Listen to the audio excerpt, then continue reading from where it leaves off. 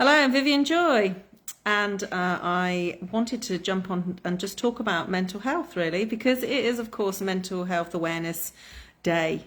Actually, every day in my life is about mental health awareness.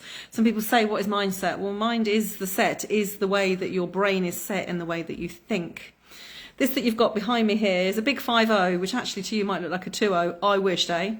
And I know that in those, well, I'm 50 on Saturday, and in those 50 years, there have been a lot of ups and downs in my own mental health. And I feel lucky because I don't have the stories that I hear a lot of, and I've seen a lot of today, actually, of at some point I wanted to take my own life. Now, I'm not saying or condoning or judging that in any way, by the way. I feel blessed that I have never been in that situation. And I think to myself, why? Because I've had some loss like you couldn't even describe. My mum was one of 14 children, and those aunties and uncles, including my mum, all passed. My dad, one of 4. My dad and his siblings all gone too.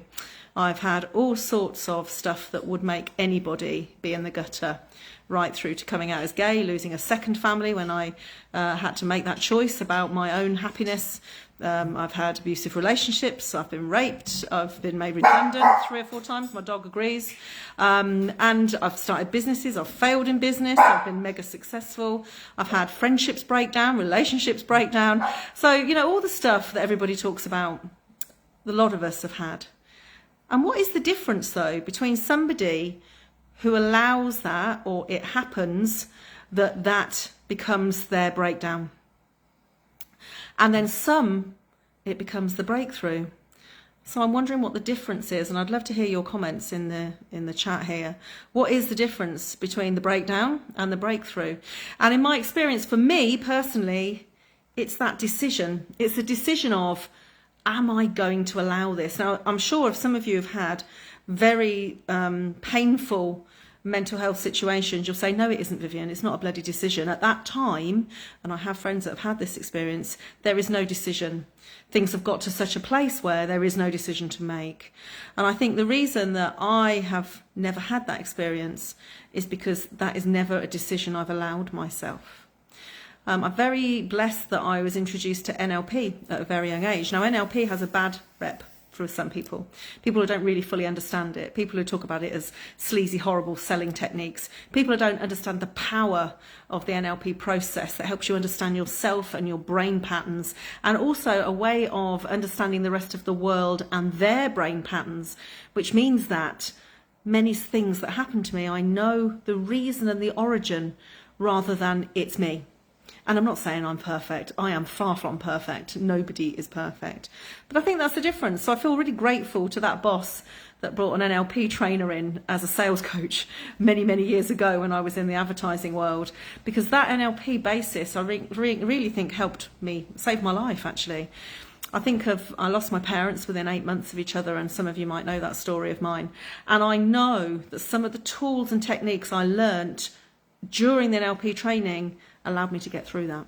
And trust me, I think many people wouldn't have got through it. It was traumatic at best, very traumatic few years. So my message here today is pretty simple. It's actually, how can you have it as a breakthrough?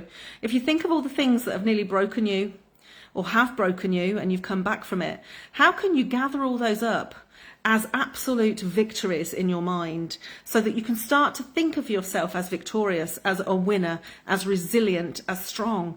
Many oftentimes things happen in my life and I think, do you know what? Nothing could be as bad as what happened. Like, there's nothing really that I can be scared of because the things I was really scared of have happened. They've been and gone. And look, I've got a 100% success rate of dealing with them. Now then, didn't deal with them that well. Did lots of drinking, drugs, gambling, all sorts of stuff. But cope, I did. And all I've done over the years is to swap out some of those mindset and coping strategies for those that serve me rather than, well, mess me up. So, very simple message. How can the things that have happened to you become your breakthrough story rather than something you reflect on and consider and dwell on? Because if I spent all of my life dwelling on the shit that happened, I tell you now, I would have some serious issues. I would definitely be stressed and depressed, no two ways about it. So sometimes if you are not in that place, but you are feeling yourself, just to switch your thinking into that place of, wow, look at what I've been through, look at where I've been, I am freaking awesome. It's personal empowerment from the inside, and maybe that's all you need right now. And if you need anything more, you know where I am, and I look forward to helping you, because you getting out of your own way is the most powerful thing you can do. And sometimes you just need someone's going to help you just go to that next space to get out of your own way, knowing that you did it. You just had guidance, support, direction, and a safe place to do it. So if you need that, you know where I am. Have a good week.